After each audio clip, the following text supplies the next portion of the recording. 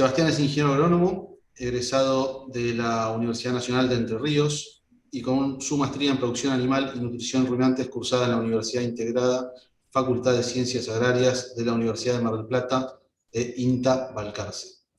Es titular de la consultora El Sal de Riffel, consultores en producción ganadera, y actualmente se desempeña como asesor privado y consultor de empresas ganaderas de cría, recría y feedlot en Argentina, Uruguay y México, con especial énfasis en alimentación y sistemas de producción. Sebastián, todo tuyo y te escuchamos. Gracias. Bueno, buenas tardes a todos.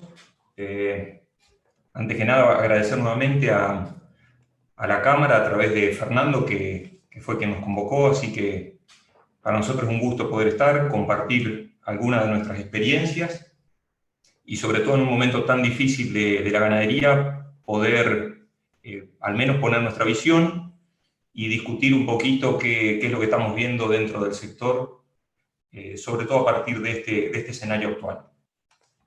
La presentación básicamente va a estar focalizada en abordar los números de diferentes modelos de recría.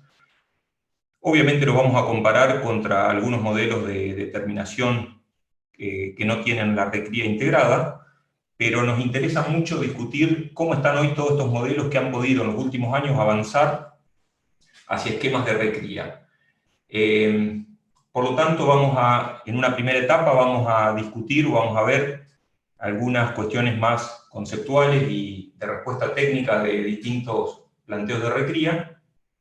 Y en la segunda parte de la presentación vamos a abordar sobre ese tipo de planteos cuáles son los resultados económicos. Los que teníamos hasta hace poco más de un mes atrás, y también cuál fue el impacto del cierre de las exportaciones y cuál sería el número hoy de todos estos planteos.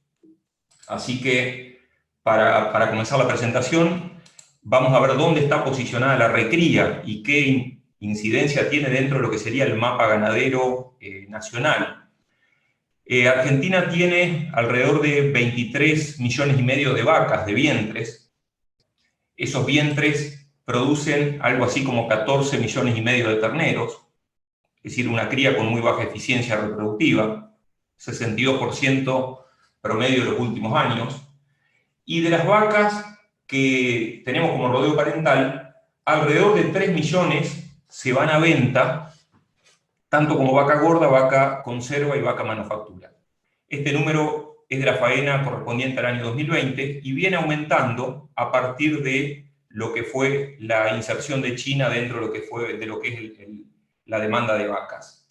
Vamos a ver cómo se posicionan acá en adelante, pero evidentemente venimos creciendo en el número de animales faenados en cuanto a vacas. De esos 14 millones y medio de terneros que se destetan por año, una parte queda como terneras y hembras que van a reposición para cubrir nuevamente ese rodeo parental, y una gran parte de esos terneros que se destetan tienen como destino final el engorde muy rápido, con alguna recría previa muy chiquita y muchas veces inexistente, y lleva a que alrededor de 8 millones de cabezas, tanto machos como hembritas, se terminen en Argentina con menos de 400 kilos. Yo diría esto en realidad es menos de 380, pero es terminación de animales muy livianos. Hay una gran incidencia de lo que es el engorde o el encierre de categorías livianas que prácticamente no pasan por una fase de recría. Lamentablemente, todo lo que va a un proceso de recría previo, que puede ser a pasto o en algunos casos podría llegar a ser a corral, es una parte menor de los destetes que salen por año, también afortunadamente creciente en los últimos años, a raíz de alguna intención de producir algún animal más pesado, y esto solamente representa alrededor de 2,9 millones de cabezas que se terminan faenando por año con peso de novillo de más de 410 kilos. Por lo tanto, si vemos de una faena total anual de 14 millones de cabezas, que fue el año 2020, la participación de animales que tuvieron una recría previa es realmente muy baja. A este punto, o sea, a este eslabón, es al cual nos vamos a referir hoy, porque estamos convencidos de que en cierta medida es lo que le va a entregar a la ganadería argentina mucho más resultado al menos si Argentina vuelve en algún momento a ser un país normal. En ese sentido, ¿qué es lo que nos aporta la recría a los, básicamente, sistemas ganaderos? En primera instancia podemos decir que la recría es un eslabón clave dentro de lo que es el negocio ganadero, pero que sin embargo tiene muy poca participación. Lo interesante es que a pesar de que la participación es muy baja, es creciente durante los últimos años. El segundo punto es que todos los planteos de recría, si se llevan adelante en buenas condiciones, son de muy alta productividad. Algo vamos a ver en el transcurso de la presentación. Es decir, son sistemas muy eficientes y de alta producción. Y el tercer punto, y no menor, que hoy no lo vamos a abordar, sí vamos a charlar algo, pero no lo vamos a abordar en profundidad, es que esta actividad, la recría integrada a la fase de terminación final, genera resultados económicos elevados y sobre todo muy estables a través de los años. Nosotros tenemos un estudio de hace 11 años donde se demuestra claramente que todos los planteos que incurren en sistemas de recría y que hacen un ciclo anual de animales pesados, aunque vuelquen ese destino al mercado interno, generan resultados muy superiores a el engorde rápido, por más que roten 2 o 2 veces y media los corrales. Por lo tanto, dentro de lo que podemos llegar a caracterizar a diferentes sistemas de recría o planteos de recría, los podemos básicamente definir en función de los recursos forrajeros que utilicen, y eso básicamente nos va a dar una duración diferente. De arriba hacia abajo vemos algunos sistemas de recría que son más cortos, por ejemplo los verdeos de invierno. Si podemos hacer una recría sobre verdeos de invierno en un campo netamente agrícola, que se realiza entre dos cultivos de verano, soja, maíz de segunda, soja, soja. Esa es una recría corta de 4 meses, pero tiene algún tipo de beneficio respecto de no hacerla. Un sistema de recría que es un poco más larga, vamos de arriba hacia abajo creciendo en duración, que puede ser una recría corral con silaje de maíz o silaje de sorgo como recurso forrajero. Esto puede llegar a durar entre 6 y 8 meses, dependiendo de la longitud que le queramos dar. Acá se puede manejar la longitud sin ningún tipo de problema, básicamente en función del alimento que tenga esa empresa. Las promociones de raigras, que son recrías en campos ganaderos, campos de cría habitualmente de la cuenca del Salado, que se mejoran vía la incorporación o la promoción de raigras, y eso nos puede llevar a una recría que varía entre 7 y 9 meses dependiendo del momento de entrada. Hay años que los raigrases aparecen temprano y años que aparecen más tarde. Pero básicamente entre 7 y 9 meses podemos recriar perfectamente esos animales. Y ya si nos vamos a algún tipo de recurso más estable, como pueden ser pasturas de bajos. Pasturas de bajos son pasturas en campos ganaderos, bajos tendidos dulces, como son base festuca, festuca trébol o festuca lotus, recrías que van de 9 a 10 meses, y ya en pasturas de alfalfa, en pasturas de loma, donde son suelos agrícolas, que pueden estar en rotación con ganadería, en ese caso son sistemas de recría que pueden durar entre 10 y 12 meses. ¿Sí? Toda esta gama de recursos tenemos en la región pampeana. Por supuesto que el NOA tiene otra serie de recursos, como son las pasturas megatérmicas, el NEA también, diferentes especies. No nos vamos a abordar a eso porque básicamente el grueso de la recría se hace en esta zona, más allá de que tiene algunas características interesantes, tanto el NOA como el NEA, para poder llevar adelante planteos de recría. En esto nos vamos a manejar hoy en la presentación, vamos a discutir, y sobre todo también cuando analicemos los números de los distintos modelos. Para ver un poquito cuando hablamos de recría sobre verdeo de invierno, ¿a qué nos referimos?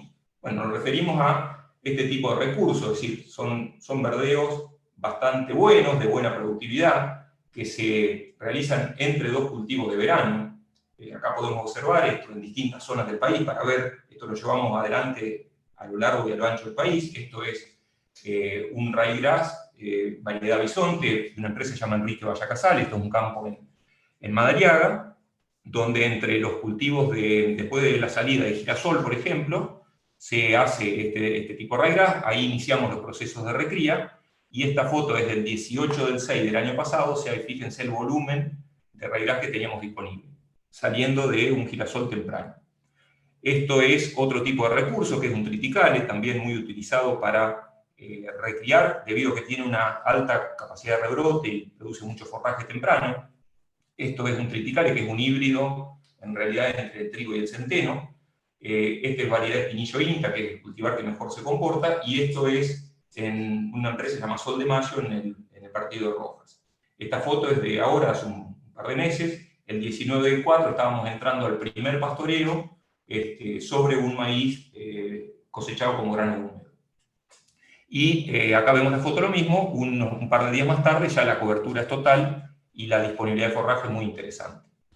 Este es otro campo de la misma firma que está en roja, se llama San Benigno. Estas son recrías de ahora, esta foto es de la semana pasada. Estos son terneros, novillitos cabeza, que ya están pesando 270 kilos, que entraron en el mes de abril y que vienen con un ritmo de ganancia de 800 gramos sin suplementación. Obviamente estos son esquemas muy grandes, de mucha hacienda, donde es difícil llegar con suplementación en pastoreo, pero que el triticale tiene una calidad muy buena que nos permite sostener altas ganancias de peso, a diferencia de lo que puede ser una avena, que es mucho más aguachenta y desbalanceada. En cuanto a raigrases, los raigrases son quizá el caballito de batalla, el mejor exponente de los verdeos de invierno. Acá vamos a analizar algunos datos de respuesta técnica de este tipo de recursos, datos que surgen de dos empresas, las dos ubicadas en Gualeguay. Una es el establecimiento de Supremo, que es de la firma Estancias Unidas, y el establecimiento de Las Colas, que es de una empresa que se llama Salentine, donde sobre 23.500 cabezas que pudimos evaluar los procesos de recría, obtuvimos algunos datos que son muy interesantes. Es decir, son verdeos entre dos cultivos agrícolas que permiten sostener cargas altas de 2.000 kilos por hectárea. Eso equivale a 10 terneros por hectárea, con ganancias de peso moderadas del orden de los 576 gramos por día, pero producciones de carne muy altas, que llegaron en promedio a los 518 kilos de carne por hectárea en el ciclo de producción de ese raigras. Por supuesto que esto es muy interesante. Esto tiene un rango máximo y mínimo, mínimos de 359 kilos por hectárea y máximos de 738. Es decir, el raigras es sin duda el recurso que mejor nos permite recriar los animales, no solo por la duración, que es bastante más larga, si bien puede competir posteriormente con un cultivo posterior, pero por también la calidad del forraje. Cuando trabajamos con altas cargas, las ganancias de peso no son muy altas. Cuando las cargas bajan, las ganancias de peso tienden a ser mayores, y ahí buscamos el equilibrio entre ganancia de peso y producción de carne por hectárea. El otro sistema de recría, que ya es un poquito más largo, es la recría corral con base de silo de maíz o silo de sorgo en general. En la pampa húmeda utilizamos básicamente el silaje de maíz, silaje de planta entera. Esta es una empresa que es de administración Enrique Duó, es la Candelaria, una empresa que hace muchísimo picado de maíz para recriar sus animales, donde básicamente el silo vino a reemplazar lo que fue el recurso forrajero pastoril. Es decir, estas son tortas muy grandes, de 4.000 hectáreas de maíz, que se pican para hacer procesos de recría, y luego esos animales se terminan como novillos pesados. Lo interesante de estas dietas es que son dietas simples, basadas en silaje de maíz. El 80-82% de la dieta en base seca es silaje, se corrige la proteína, se corrigen los minerales, y con eso tenemos muy buena respuesta. Lo interesante de esta recría corral es que los animales pueden ingresar temprano, como estos terneros. Estos son terneros que entran con 140 o 150 kilos. Siempre los vamos a ver llenos, lindos, con muy buen estado. Es decir, son recrías que van a 800, 900 gramos por día y que permiten encontrar los animales siempre pintones, lindos, llevarlos a altos pesos. Las hembras por ahí se sobreengrasan. Cuando el animal llega a los 420, 430 kilos, ya cargando algo de polizón, algo de pecho, los pasamos a la fase de terminación y salen novillos, normalmente todos grasa 2, con buena terminación y muy buen peso de venta. Este es un animal ya grasa 3, este es un animal de 500 kilos que tiene como destino la cuota 481, pero que fue previamente también recriado a corral con el mismo tipo de dieta sin ningún tipo de inconveniente. ¿Por qué los planteos de recría a corral tienden a difundirse en algún momento, al menos en los últimos años? Básicamente por la cantidad de forraje que nos permite producir una hectárea y por la gran cantidad de animales que podemos recriar a partir de ese forraje producido. Si nosotros comparamos una hectárea de pastura de alfalfa muy buena muy buena, que produce 15 toneladas de materia seca por hectárea, que después hay que aplicarle una eficiencia de cosecha, y somos realmente eficientes utilizándola, podemos trabajar con cargas que van de 4 a 8 cabezas por hectárea, dependiendo del modelo productivo, y la producción de carne, en una zona bien agrícola, de suelos buenos, puede variar entre los 600 y los 1000 kilos de carne por hectárea y por año. Ahora, cuando nosotros esa hectárea de alfalfa la reemplazamos por una hectárea de silo de maíz, ese silaje de maíz rinde alrededor de 15 toneladas de materia seca por hectárea también, no rinde mucho más que la alfalfa en términos de producción primaria bruta, pero la eficiencia de utilización acá es muchísimo más alta, nos comemos casi todo, podemos recriar alrededor de 15 cabezas por hectárea con el picado de una hectárea de maíz, y eso nos genera una producción de carne de 2.500 kilos por hectárea de maíz picado. Esta es un poco la explicación por qué en muchas empresas que antes hacían pasturas hoy se volcaron a silaje de maíz. Por supuesto que es un sistema mucho más intensivo, más vinculado a una muy buena agricultura dentro de esa empresa, pero que permitiría tranquilamente producir muchísima carne con una hectárea de maíz que estamos picando. Ahora bien, ¿cuál es la respuesta técnica de este tipo de recrías? Bueno, analizamos hace un par de años unos datos de muchos campos. Hoy ya hay varias empresas que hacen este tipo, que llevan adelante el sistema de recría, y lo que analizamos fue un grupo de empresas, estos son datos de campo, no son datos de ensayo, donde básicamente vimos cuál fue la respuesta técnica de raciones con 80% silo de maíz en base seca, pele de girasol, urea y un núcleo vitamínico mineral, y básicamente sobre terneras hembras, que se analizaron 33.300 hembritas, y sobre machos, que fueron casi 39.500 machos. Todos los animales ingresan temprano, entran livianos, porque justamente una de las bondades de este planteo es que podemos comprar animales mucho más livianos.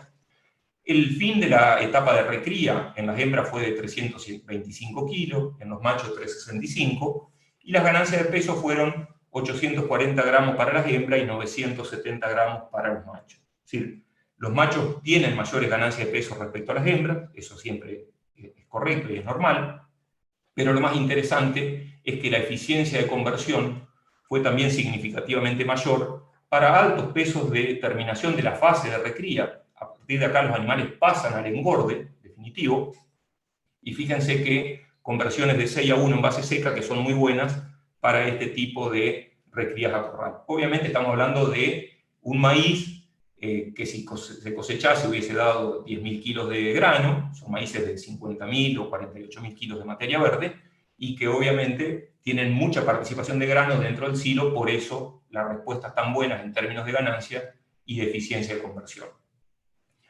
El tercer esquema de recría que vamos a analizar y ver es un poquito más largo, ya son recrías sobre promociones de raigras. Estas promociones de raigras se hacen en campos ganaderos, no agrícolas. Esto es una promoción de raigras de segundo año, donde todavía se dan las varas viejas, el raigras verdecito que están haciendo. Esto es un campo en Tapalqué. Podemos observar, esto es también, es otra empresa de otro campo, es La Noria, esta es una empresa, este campo es de la firma Ganagrín.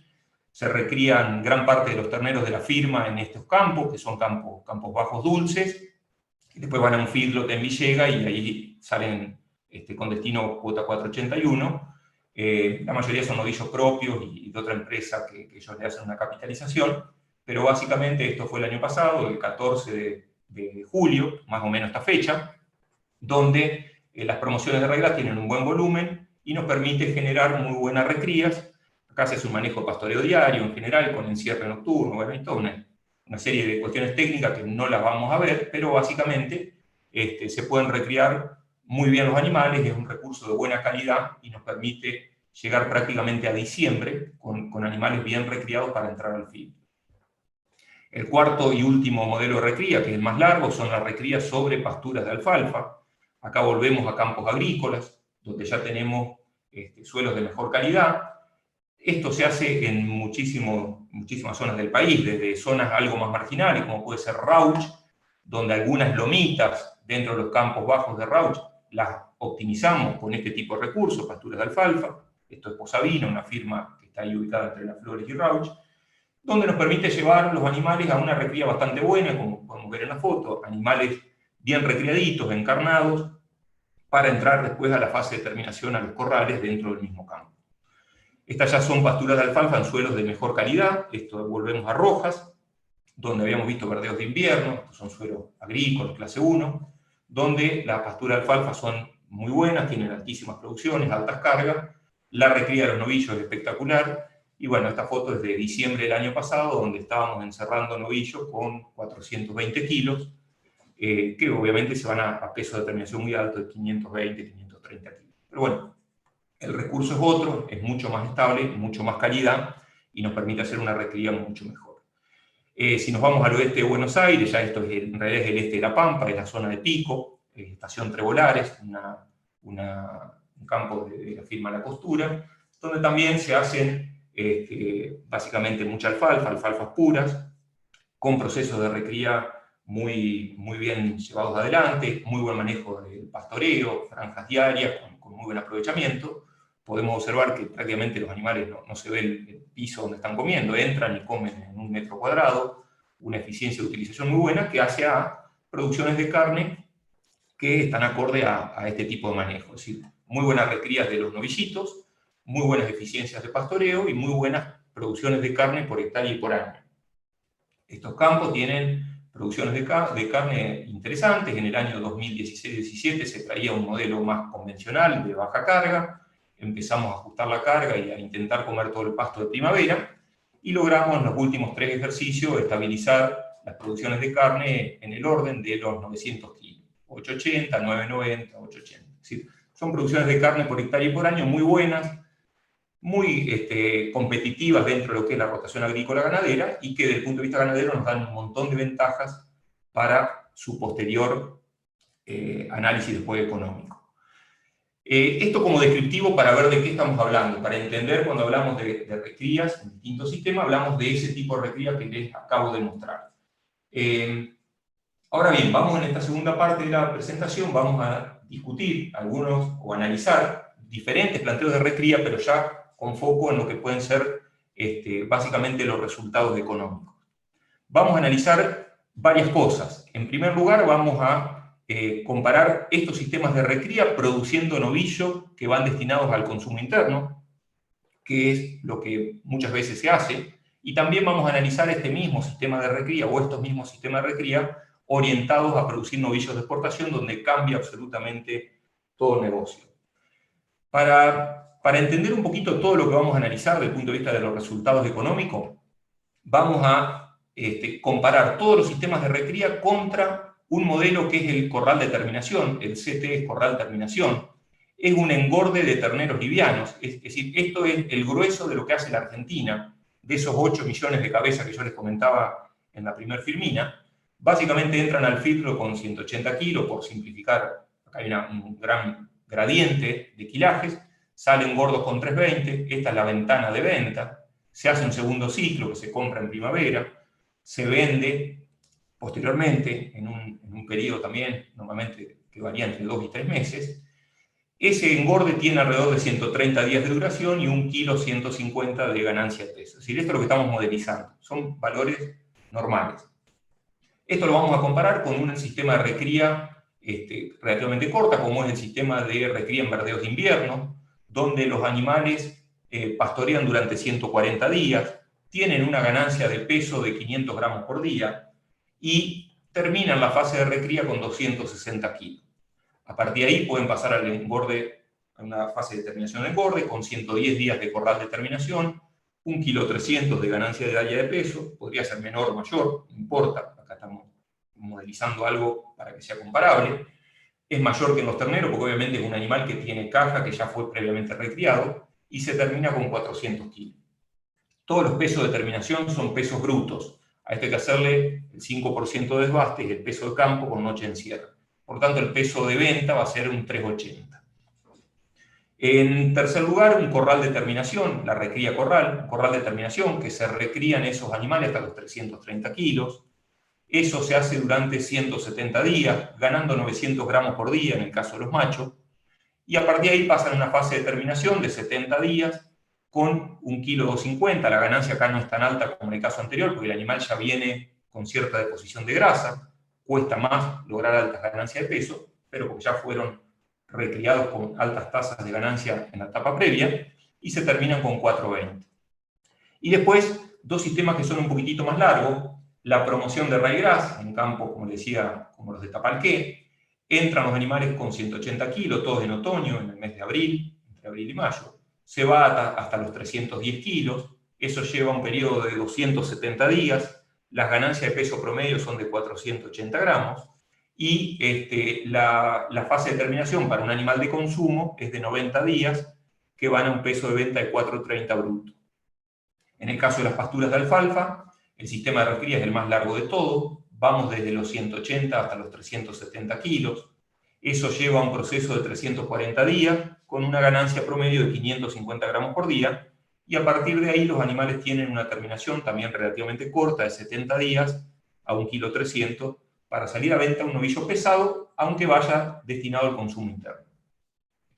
Por otro lado, vamos a analizar también en la presentación el mismo sistema de recría. Ya acá no juegan o no participan los dos primeros, el engorde sin recría previa no participa, porque estamos hablando de un negocio de cuota 481, que es lo que nos permite incorporar corrales. También nos permite incorporar corral la Unión Europea no Hilton, que la vamos a analizar, pero que sería esto mismo con duraciones de la fase de terminación un poquito más corta. La recría corral con silaje de maíz es exactamente igual que para el consumo interno. Esto no cambia las fases de recría. Lo que sí cambia es la duración del corral de terminación, producto de que la cuota exige como mínimo 100 días, por lo tanto, y obviamente pesos de carcasa mayores, por lo tanto hacemos la misma fase de recría con 110 días de terminación, nos vamos a peso de venta de 480 kilos con 110 días de engorde. La fase de terminación en lo que es la recría en proporción de ryegrass es de 130 días, vamos al mismo peso de terminación, 480, y en el caso de alfalfa, como llevamos con un animal mejor recriado y con mayor quilaje, podemos acortar la duración de la terminación. De hecho se hace así, con 105 días estamos cumpliendo con el requisito de cuota, y salimos con novillos pesados de 500 kilos. ¿Sí? Esto es lo que vamos a analizar un poquito, cómo están todos este tipo de recrías con la fase de terminación posterior. Para ponerle números y todo lo que es la valorización o los costos, la estructura de costos de los distintos sistemas de recría, en todos vamos a tomar este mismo criterio, que es básicamente el criterio de no subsidiar una actividad con la otra. Es decir, el criterio es tomar todo como costo de oportunidad. Entonces, si el modelo ganadero agrega valor positivo, quiere decir que está agregando valor positivo por encima de lo que sería el alquiler del campo o la compra del grano en esa transacción interna que puede hacer dentro de la misma empresa a la agricultura. Los modelos que no recrían y que hacen engorde rápido, como así también la fase de determinación de todos los modelos que recrían a pasto, en la fase de determinación a corral, todo lo que es el corral de terminación, se va a estar tomando el precio de maíz a valor neto de realización. El valor neto de realización es el precio del maíz que obtiene una empresa cuando vende ese grano al puerto. Por lo tanto, es precio de pizarra Rosario menos gastos comerciales. Tengan en cuenta que todas las empresas que yo les estoy un poco contando son empresas que tienen agricultura y ganadería integrada. No hay ninguna es un feedlot propio que tiene que comprar maíz. Por lo tanto, todas le compran el maíz a la agricultura que la produce, que lo valoriza al BNR. En vez de venderlo al puerto con los gastos comerciales, a ese valor que obtendría vendiéndolo al puerto es el que lo toma la ganadería. Hay de todo, hay empresas que tienen gastos comerciales del 5% porque están en Rosario, y es muy poco, y hay empresas que tienen el 30% o el 35% porque están en Salta. Lo que acá tomamos es un valor promedio. 18% de gastos comerciales sería una empresa ubicada en el oeste de la provincia de Buenos Aires.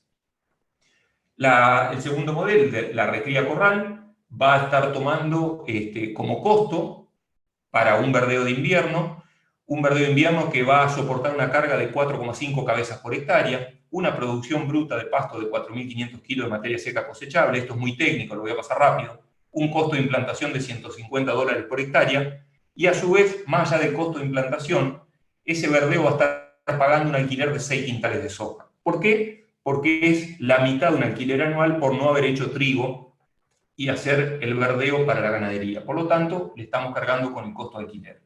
Este tipo de verdeo produce en promedio 370 kilos. Si estamos en el piso de los modelos que les mostré de recrías en ryegrass en en el Supremo y en Salente. La recría corral se hace a razón de 15 cabezas por cada hectárea de maíz que picamos. Ese maíz en promedio es de 40 toneladas de materia verde, tiene 13% de pérdida en el proceso de, básicamente, fermentación y construcción del silo, que hay pérdidas volátiles. Ese costo del silo se valoriza a lo que sería un valor neto de realización para un maíz de 9.000 kilos, que en vez de venderlo de nuevo, se cosecha, se pica el cultivo, por lo tanto es los 9.000 kilos por el valor neto de realización, menos el costo de la cosecha, porque no se cosecha el grano, más el costo de confección del silaje, que es el costo de la picadora. Así se conforma el costo de oportunidad del silo de maíz. Ese tipo de recursos nos va a generar una producción de carne de 2.250 kilos de carne por hectárea y por año. La recría de regras se hace a razón de 3 cabezas por hectárea, sobre una producción de pasto de 6.000 kilos de materia seca cosechables, un costo directo de la promo de $110 por hectárea, y eso se hace todos los años. Ahí eso incluye los controles químicos y básicamente la fertilización con nitrógeno y fósforo. El costo de alquiler de 70 kilos de novillo, un campo de cría en la cuenca del Salado, al valor índice novillo mercado de Liniers. Y la producción de carne de estas promociones de regras en el orden de los 390 kilos por hectárea y por año. Y por último, las pasturas de alfalfa. Esta es una pastura intermedia, no los modelos de máxima que les mostraba anteriormente. Una pastura de 3,5 cabezas por hectárea, sobre 10.000 kilos de materia seca cosechables durante el año. Con un costo directo, la pastura tiene un costo de implantación que se amortiza en 3 o 4 años, depende de lo que dure, más lo que es un costo directo de mantenimiento, que son refertilizaciones y básicamente cortes de limpieza. Estos $125 es la parte correspondiente a la amortización más la refertilización y los cortes de limpieza por año, ¿sí? Por lo tanto, son $125 por hectárea año, que tenemos como costo directo en la pastura, incluyendo la amortización, y un alquiler de 12 quintales de soja, porque es un campo agrícola que no vamos a hacer agricultura por hacer esa pastura de soja. Es decir, a todos los planteos le estamos cargando el costo de oportunidad de la tierra. Por lo tanto, si son positivos, agregan valor a la empresa, y si son negativos, hay que ver cuán negativos son, porque en cierta medida están pagando el alquiler. No hay subsidio entre actividades. Esta pastura de recría genera una producción de carne de 670 kilos por hectárea y por año. Con esos valores de datos de producción y con estos precios tomados previo al cierre de las exportaciones, vamos a hacer el primer análisis. Y posteriormente vamos a analizar qué pasó después del cierre de las exportaciones y qué pasó con la variación de precios y con los distintos modelos que vamos a analizar. Estos datos que tomo son datos del 1 al 20 de mayo. Recuerden que el 20 de mayo fue que se anunció el cierre de las exportaciones. Estoy tomando esos 20 días iniciales porque sería un poco los valores que teníamos previo a toda esta situación que estamos viviendo. Un ternero macho de 180 kilos, siempre hablando de razas mestizas, sobre un valor promedio de 225 kilos. Una ternera hembra del mismo quilaje, 208 pesos por kilo. Los terneros y terneras gordas, la categoría gordo, estamos tomando 208 pesos de venta en ese momento. Eso surge de lo que son los precios analíticos del mercado de Liniers, el 80% superior, es decir, no son los máximos y tampoco son los promedios. Los promedios son mucho más bajos, los máximos en este momento eran 220 pesos. Pero claramente estamos tomando el 80% superior. Los novillos de consumo, el mismo criterio para tomar el precio. Estamos hablando de un novillo de consumo de la categoría 390-420, que estaban pagando 200 pesos el kilo en ese momento. El novillo de exportación, tenemos Unión Europea no Hilton, que es lo que puede hacer con Corral, cuota 481. Estos son dos precios que nos pasó un frigorífico, Azul Natural Beef, un frigorífico localizado en Azul, que está integrado con procesos de recría, pero son los precios que pagan al público. Un novillo UE no Hilton de 340 pesos la carne en ese momento, que daba 197 pesos, a 58% de rinde, y un novillo, un cuota 481, que estaba pagando 360 pesos la carne, que daba 209. Es decir, esa es la estructura de costo que vamos a analizar en las cuentas. Y el maíz en ese momento, recuerden, parece mucho tiempo atrás, pero valía 21.000 pesos. Hoy vale 17 y moneditas y a la baja. Pero bueno, con estos costos, del 1 al 20 de mayo, analizamos los diferentes sistemas ganaderos. El primer punto que vamos a analizar es el mercado interno, es decir, toda la producción que les mostré, esos modelitos de pesos más bajos que van destinados al mercado interno. Esto es el costo del kilo producido de cada una de esos modelos, los dos modelos de corral de terminación que no tienen recría previo, corral de terminación de terneros machos, corral de terminación de terneras hembras. Obviamente son los costos del kilo producido más altos porque se hacen exclusivamente a corral y no tienen la dilución del costo que genera la fase de recría. Esto es costo total. Es costo de la recría, de la terminación, de los empleados, de personal, de sanidad. Es costo total del kilo producido, incluyendo el costo de alquiler del campo. Entonces vemos que los engordes de animales livianos estaban en costos del kilo de 144 a 147 pesos. Eran costos bajos para vender un ternero gordo a 208. El problema era que la relación de compra-venta a veces, más gastos y menos gastos comerciales, genera un quebranto que por más que el costo del kilo producido sea barato, en 120 kilos que le ponemos a esos terneritos es imposible revertir esa compra-venta negativa. En la medida que vamos a longitudes de recría mayores, el costo de kilo producido tiende a caer. Salvo en el corral de recría, que por ser una recría que está afectada por el precio del maíz, recuerden que acá tenemos maíz de 21.000 pesos, obviamente tiene un costo relativamente alto. Cuando el maíz es barato, esto baja mucho, cuando el maíz es caro, esto sube. Porque estamos costeando a costo de oportunidad del silo. Si le estamos pagando como que si el maíz se hubiese comprado al valor que es al BNR.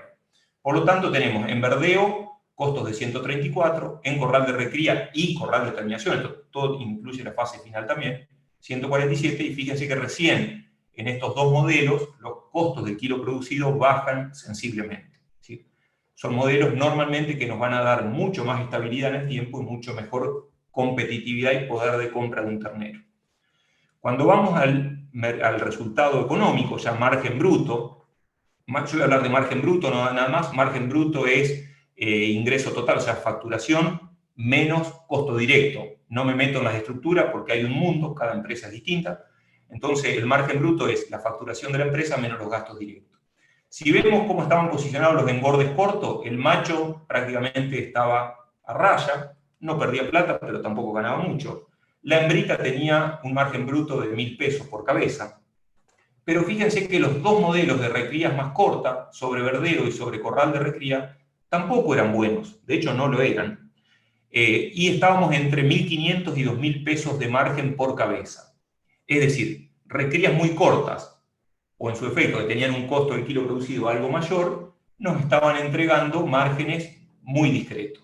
Mejores, superiores, generalmente, que el filtro corto, pero también en un periodo de tiempo más largo. Esto es proyección de resultados. Porque imagínense que esto fue a mayo, con los precios de mayo, y hoy estamos en plena evolución. Si los terneros están recriando en los verdeos, en los corrales, no se está realizando ese negocio. Entonces, proyección con esos precios.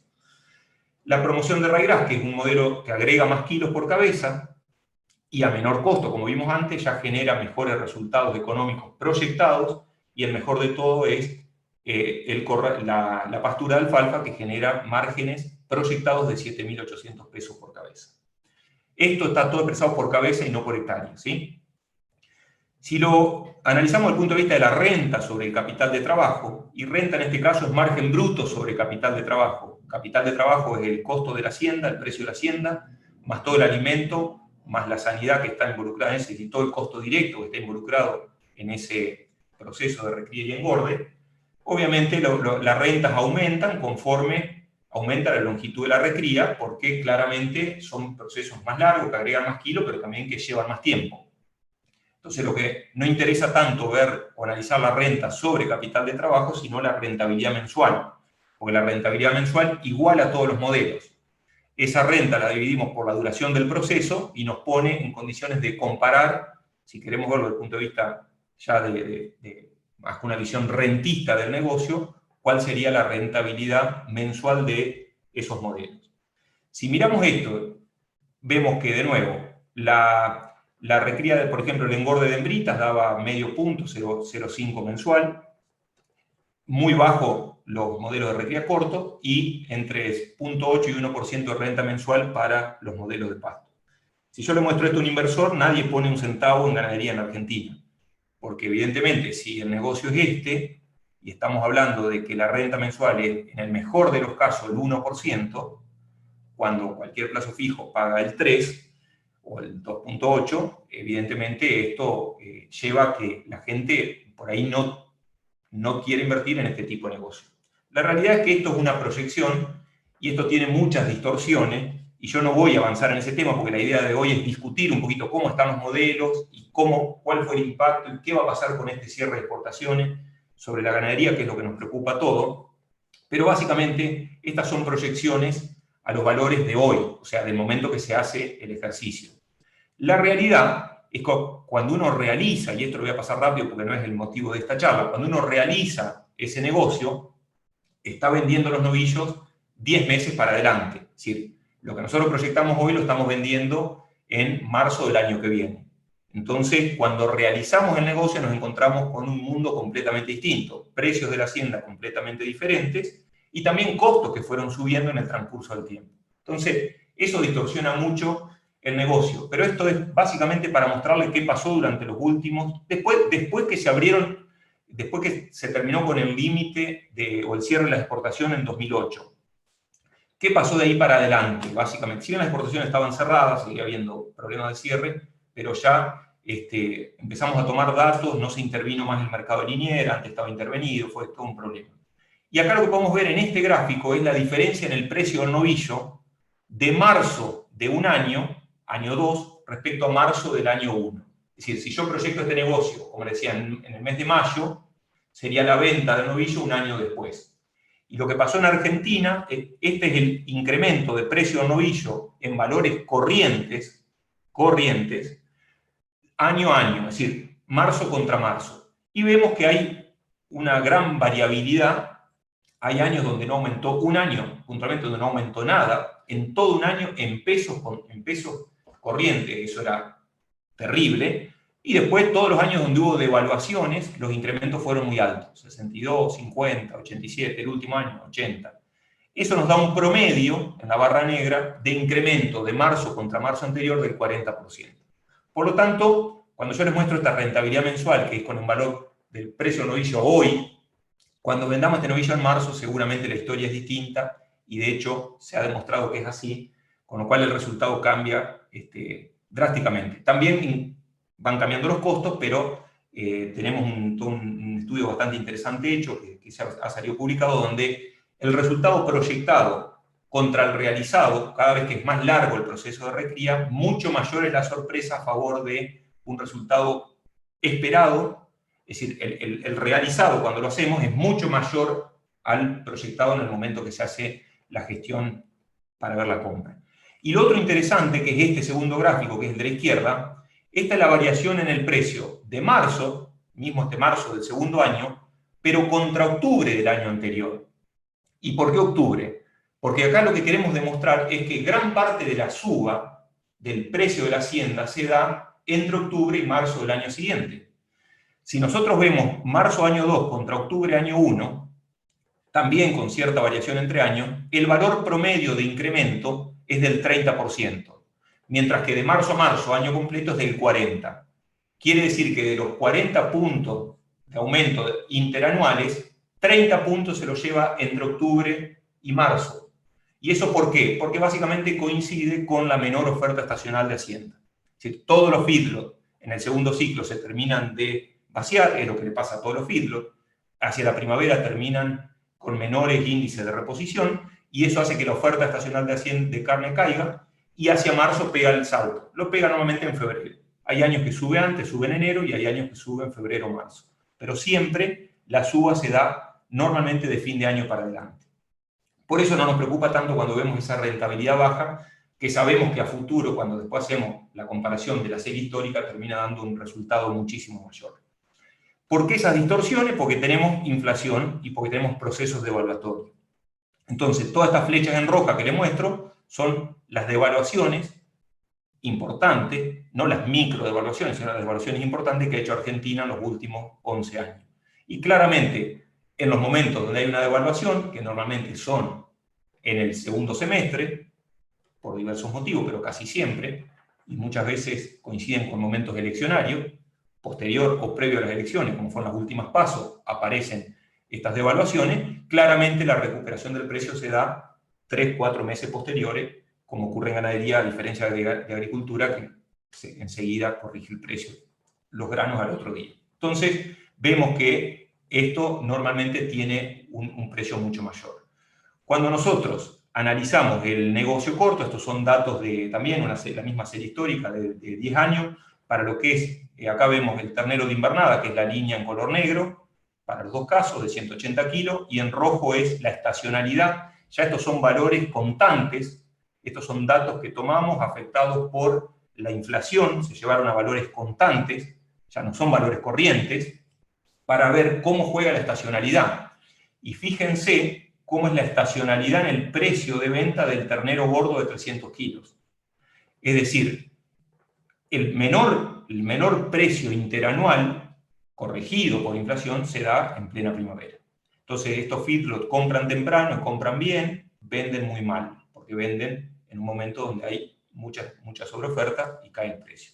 Hacen un segundo ciclo, es decir, compran caro, compran un ternero en la cresta de la ola, porque no se pueden quedar vacíos, y venden relativamente bien, porque ya están a la suba, cuando los mejores precios se obtienen en marzo, abril, mayo.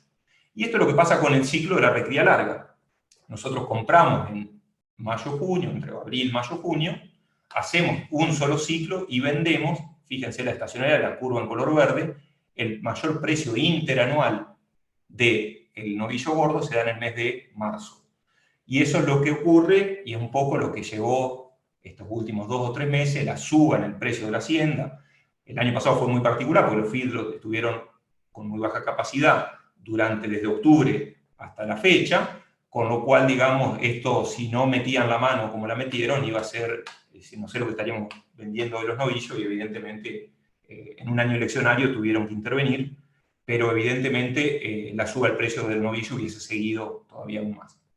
Por eso es que no nos preocupa tanto cuando vemos la rentabilidad mensual del 1%, nos dice, bueno, ¿por qué hacemos este negocio? Y lo hacemos igual, porque cuando realizamos y comparamos con una serie histórica, el negocio es muy bueno.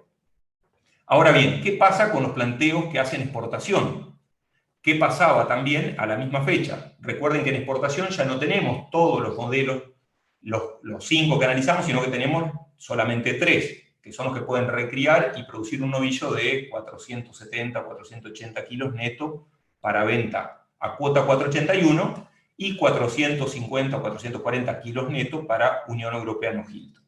La diferencia entre cuota y Hilton es la duración del corral, perdón, no Hilton. Estos son mínimo 100 días, como les mostré en el esquema, y estos son cuando el animal está gordo se vende, y por ende son normalmente entre 70 y 80 días de corral. ¿Qué pasa con los márgenes brutos? Hay diferencia de precio entre los dos tipos de novillos, claramente. Antes de, esto es a mayo de este año, los corrales de recría, que después terminábamos, nos generaban márgenes brutos de 5.000 pesos por cabeza, relativamente interesante para cuota.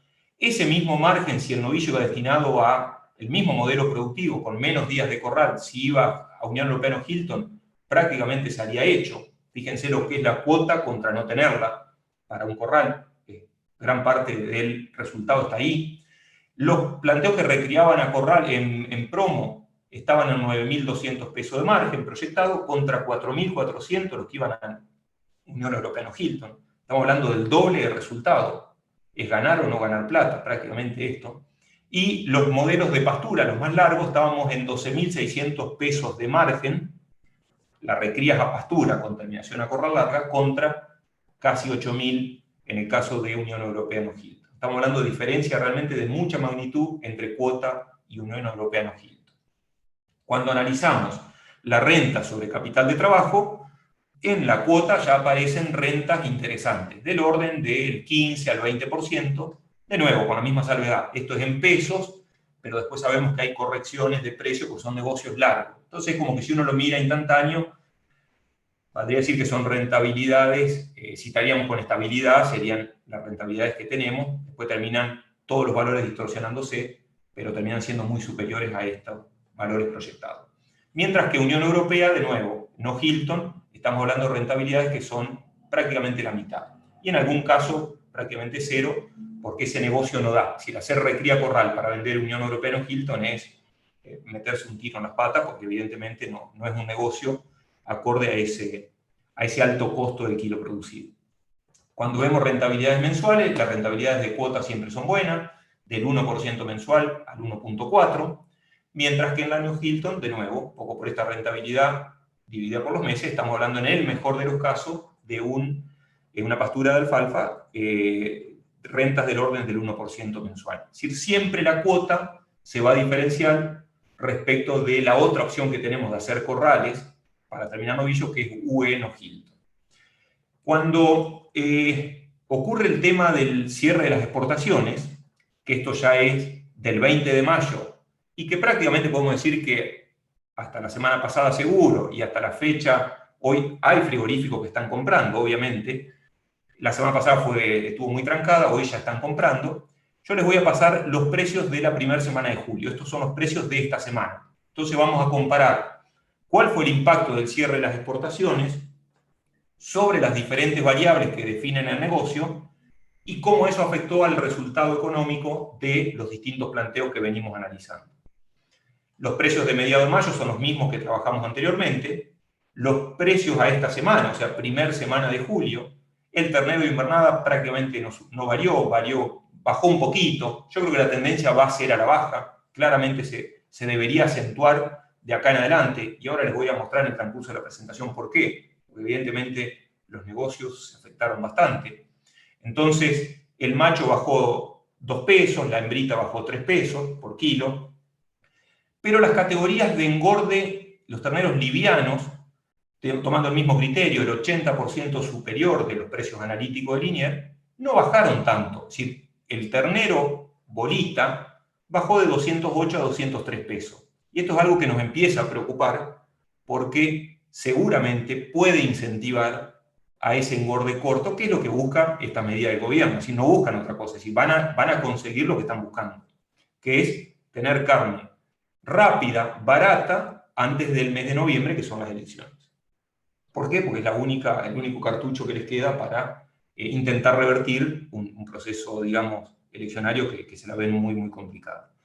En ese sentido, van a lograr posiblemente el cometido. Yo creo que esto no va a caer mucho más, porque de hecho no hay tanta oferta y los precios se van a seguir sosteniendo. Entonces, acá cae muy poco el precio de la ternera bolita o el ternero. El novillo de consumo cayó en una magnitud intermedia, de 200 pesos a 192. El Unión Europea New Hilton es el que más sufre este cambio, no lo quiere nadie, porque ya esto no está dentro de los cortes que pueden ir por encima del 50% de lo que se va a permitir exportar. Entonces cayó de 340 pesos la carne a 310 que están pagando hoy, y eso da 180 pesos el kilo vivo. La cuota 481 tuvo una caída, pero de escasa magnitud, de 360 que pagaba la carne, hoy está pagando 340, y eso da 200 pesos el kilo, o sea, es un buen valor todavía. Y el maíz, que ya no tiene nada que ver con las medidas del gobierno, pero por cuestiones internacionales fundamentalmente, bajó de 21.000 pesos a 17.800. Entonces el escenario de la estructura de costos cambió completamente, porque variaron los precios de la hacienda terminada o porque inclusive el maíz se cayó, bajó el precio, y eso también tiende a incentivar el engorde corto de animales livianos. Por lo tanto, si lo vemos en términos relativos, la variación esta que les mostré, desde mediados de mayo hasta primera semana de junio, la variación de precios fue para todas las variables negativa, pero fíjense que la que más impactó fue el maíz. No fue por el cierre de las exportaciones de carne, fue por otros factores, pero inciden en el negocio. Entonces, mientras que el maíz cayó un 15% en estos últimos 30 días, podemos decir, el novillo Unión Europea New Hilton cayó 9%. Y acá está el problema. Esto es imposible revertir este negocio, no lo levantamos más. Después hay dos precios, dos categorías de animales en realidad, que variaron, pero poco, relativamente poco. 4%. Es el novillo cuota, 481, y el novillo de consumo liviano, novillo de 390, 400 kilos. Eso bajó, pero no bajó en la misma magnitud que bajó el Unión Europea New Hilton. Y las terneras gordas, terneros macho y hembra, de 290 a 340 kilos, es la categoría que menos bajó, 3%. Ahora bien, la invernada corrigió algo, la hembra un 1.4% y el macho 0.9%. Es decir, bajó la invernada, no bajó tanto como esperábamos que baje, posiblemente siga bajando en las próximas semanas, pero tampoco bajó tanto las categorías de consumo liviano y el novillo cuota. Lo que se desplomó, que acá no lo vamos a analizar, porque es la vaca. Si yo les muestro este mismo gráfico para la vaca, se destruyó y el negocio de la cría es el que peor se va a llevar este tema del cierre de exportación. Entonces, con esta estructura de costo y con estos cambios que tuvimos desde el 15 de mayo hasta la primera semana de julio, vamos a analizar qué pasó con los diferentes planteos de recría y terminación destinados al consumo. Fíjense, el modelo de recría sobre verdeos de invierno, que generaba un margen bruto en pesos de 2.000 pesos por cabeza, se cayó a 1.200. Es decir, hay una reducción en el margen bruto que se da prácticamente en todos los modelos de recría, pero por supuesto que le pega mucho más a aquellos planteos que tienen o menos kilos producidos o costo del kilo producido más alto, como lo querramos ver. Entonces, la recría sobre verdeo de invierno y la recría sobre silaje de maíz son los que sufren el mayor impacto. La recría es un poco más larga y que producen a costos más baratos, como en la promo de raigras o la pastura de alfalfa, cayeron los resultados proyectados, pero siguen sosteniendo márgenes brutos del orden de los 5.000 pesos, 4.500, 5.000 pesos. Si nosotros vemos la reducción en términos de magnitud, cuánto le pegó a cada uno de estos modelos, la recría sobre verdeo de invierno, el negro va con la barra negra, o sea, esta reducción del 40% en el margen bruto se da en el modelo que recría sobre verdeos de invierno. El modelo que recría corral se destruye. Con estos precios, con esta intervención, lo hace pedazo, porque es un modelo que produce menos kilos respecto a los más largos a un costo un poco mayor. Entonces, 94% de reducción en el resultado, es decir, cayó de 1.500 a 93, nada, a neutro prácticamente.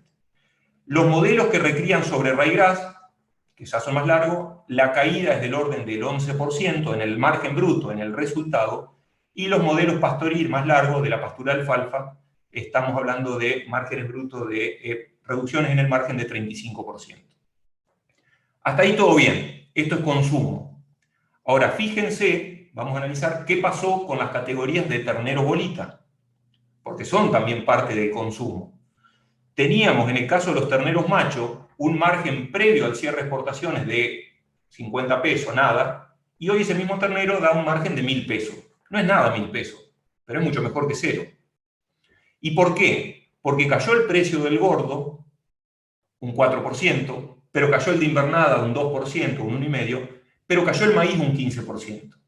Entonces hoy los feedlots de ternero bolita están mejor posicionados que hace un mes atrás. Y eso es preocupante. ¿Por qué? Porque en cierta medida van a lograr un poco el cometido, que es acelerar los encierres y bajar los pesos de terminación. Mientras me garantices carne barata temprano, aunque sea un cuello botella en octubre, no interesa. Fíjense que la hembra, que es la barra en color rosado, duplica el resultado. Pasaba de 1.000 pesos por cabeza a 2.300. Si yo le muestro la magnitud del impacto, es decir, porque hay que mirarlo en términos relativos, esto, acá dijimos que bajaba, o teníamos una pérdida de valor de margen bruto que iba entre el 11 y el 94%. Y acá tenemos un margen bruto que es mayor al 100, mucho mayor al 100. El 110, 105, ya no lo pongo, porque más del 100 ya está, duplicaste el resultado, ¿qué más queremos? Entonces, claramente, una de las categorías que se está viendo favorecida por todo el entorno, cierre de exportación, el consumo liviano va a seguir firme porque no hay oferta y la gente va a pagar bien lo liviano, va posiblemente a ser una de las categorías más beneficiadas. ¿Qué pasa con la exportación? Cuando analizamos este mismo contexto a partir del cierre de las exportaciones. Básicamente, para cuota 481, vimos que el precio había caído muy poquito, también un 4%. También cayó el maíz mucho, con lo cual la proyección de negocio no es tan mala, porque la cuota tiene muchos días de corral y un 15% de menos precio en el maíz, obviamente que va a favorecer el negocio. Entonces, ahí hay una lucha de variables. Y fíjense que en ese sentido, por ejemplo, el corral de recría, de 5.200 pesos que teníamos margen proyectado antes del cierre, hoy tenemos 4.500. Es decir, hay una reducción, pero de una magnitud muy baja. Lo mismo ocurre con las promociones de raigras, la caída es muy leve, Y en las pasturas de alfalfa lo mismo. Siempre, en la medida que tenemos recrías más largas, mayores márgenes brutos, recuerden, eso siempre así, más kilos producidos baratos de hecho a pasto, y la reducción de la caída para la cuota no es tan drástica. Con lo cual, podemos decir que la cuota, si se sigue permitiendo exportar ese saldo de cuota, y por ser cuota, muchos de estos novillos que van a cuota, va también a la cuota americana. Por eso los precios, un poco que les pasé de azul, en gran parte los precios son de cuota, pero algunos cortes van al mercado americano, con mucho más de 100 días de corral. Evidentemente no sería tan drástico para esa categoría si la siguen manteniendo abierta. El tema es que después puede que esto les metan algún manotazo.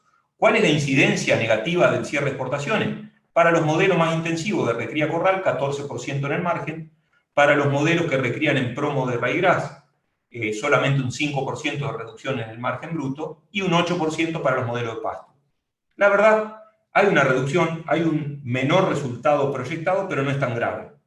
Es decir, hasta ahora la cuota es el segundo modelo de negocio que sufre en menor medida el impacto del cierre de las exportaciones. El primero es el engorde rápido de ternero bolita, que no solo que no empeoró, sino que mejoró.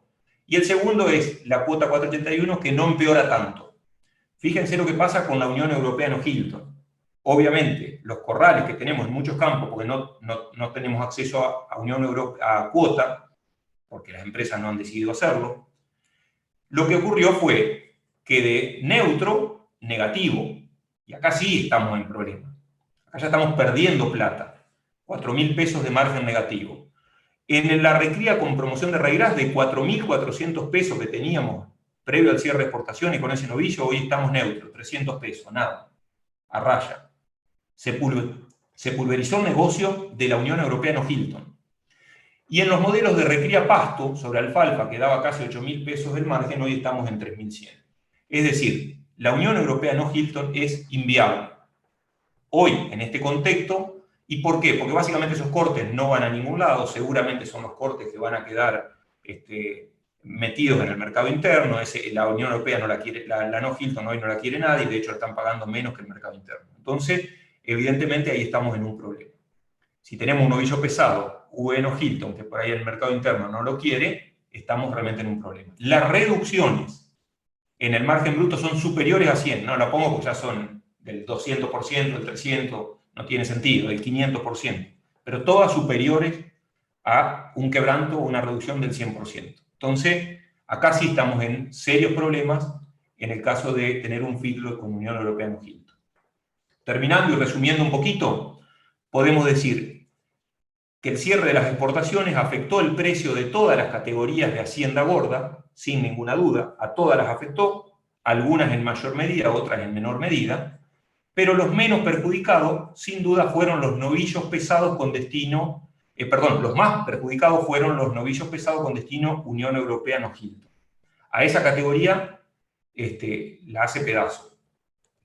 El segundo punto es que por este motivo de caída en el precio de todas las categorías de hacienda, los modelos que hacen recría y terminación, todos tuvieron un impacto negativo en los resultados económicos, fundamentalmente debido a un menor precio de venta de su producto, que es el novillo, ya sea en el consumo interno o en la exportación. Estamos hablando de modelos que tienen recría y terminación, no estoy hablando de la ternera bolita, estoy hablando de todos los planteos que tienen recría. Entonces, sí le pega a los planteos de recría, algunos en mayor magnitud, otros en menor magnitud. Sin duda, dentro de esos planteos, los más afectados son los que producen novillo Unión Europea no Hilton. Y los menos afectados son los que producen novillo cuota 481.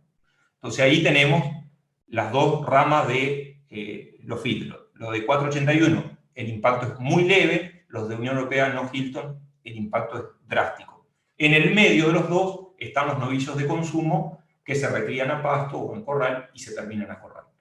Pero hay un impacto negativo sobre todos los modelos de recría. ¿Qué pasa con el feedlot puro? Y esto es lo que a mí personalmente más me preocupa y seguramente a casi todos, salvo al gobierno. Es que el cierre de las exportaciones no afectó en gran magnitud el precio de las categorías de consumo liviano. Llámese ternero de 290, 300, 320, 340. Si toda esa categoría de animales livianos la caída en el precio del gordo es muy chiquitita y posiblemente imperceptible y ni se sostenga, porque no va a haber mucha oferta, salvo este cuello que se metió por el cierre, el atracón de los containers y toda la historia que sabemos, que metió mucho barullo la semana pasada, pero posiblemente se normalice eso. Y los precios, lo que quiero decir, vuelvan a tener una leve recuperación. Por tal motivo, todas las alternativas de engorde de ternero liviano no se vieron afectadas por el cierre de las exportaciones. Al contrario, los resultados mejoraron, pero no por el impacto del cierre, sino porque cayó el maíz en el medio. Y ese combo de que el precio del liviano no fue afectado, de que la invernada bajó un poquitito y de que el maíz bajó un 15%, mejoró el resultado económico de los feedlots que no hacen recría. En ese sentido, los encierres que trabajan básicamente con ternera hembra, que es la que mejor da el número, sin ninguna duda, fueron los más beneficiados, logrando mejoras en el resultado económico, mejoras de 1.300 pesos por cabeza y generando un margen bruto de 2.300 pesos por cabeza. Y la mejora es de 1.300 y el margen es de 2.300. Ya es un margen aceptable, estamos hablando de un margen de, a dólar oficial, $20. Hace rato que el feedlot no tenía $20 de margen. Y acá está un poco lo que preocupa, porque evidentemente estas medidas de no ser revertidas, lo único que van a hacer es favorecer o inducir a la producción de animales livianos. Eso es mucha oferta en el corto plazo y poca oferta en el largo plazo. El largo plazo, ¿a quién le importa? A algunos nos importa, al gobierno evidentemente no le interesa. Entonces este es uno de los principales problemas a los cuales nos estamos exponiendo a raíz de este cierre de exportación. Con esto terminamos, sería el mensaje final. Muchísimas gracias por el tiempo y quedo disponible para evacuar cualquier duda.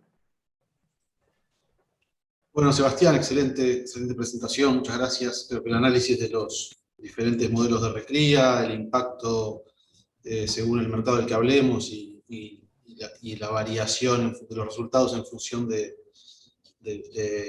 cierre de exportaciones es muy interesante y seguramente hay muchas consultas. Voy a pasar con algunas de las preguntas que tengo en el chat y les pido nuevamente al que quiera, por favor, levanta la mano en el chat, yo lo veo y podemos tranquilamente abrir el micrófono para la consulta. Arranco con una pregunta vinculada a las pasturas de bajos. ¿Qué ganancias tienen? ¿Qué ganancias diarias se aplica a una pastura de bajos? Los modelos de Agropirio y Festuca entiendo que se refiere.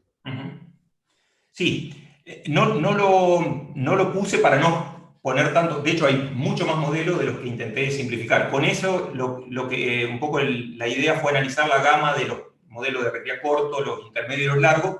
Evidentemente la recría sobre pasturas de bajo es muy interesante para campos básicamente de la cuenca del Salado o el sudoeste.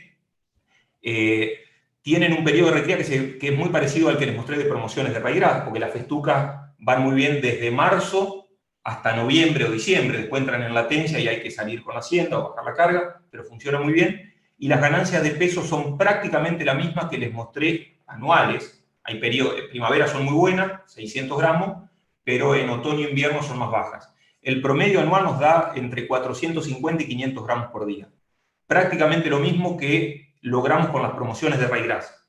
Es muy parecido todo el negocio, desde los momentos de entrada, los momentos de salida hacia el feedlot y la producción de carne. También andamos entre 350 y 400 kilos de carne por hectárea, las pasturas buenas de Festuca Trébol Blanco, las de Agropiro obviamente algo inferiores, dependiendo en qué tipo de ambiente está. Si está en un suelo 7 muy alcalino, obviamente las producciones de carne se caen a la mitad, 200 kilos, pero se puede hacer una recría muy buena, con menos carga, pero con la misma respuesta técnica en términos de ganancia de peso. Más o menos entre 450 y 500 gramos si tenemos que buscar una ganancia de todo el ciclo productivo.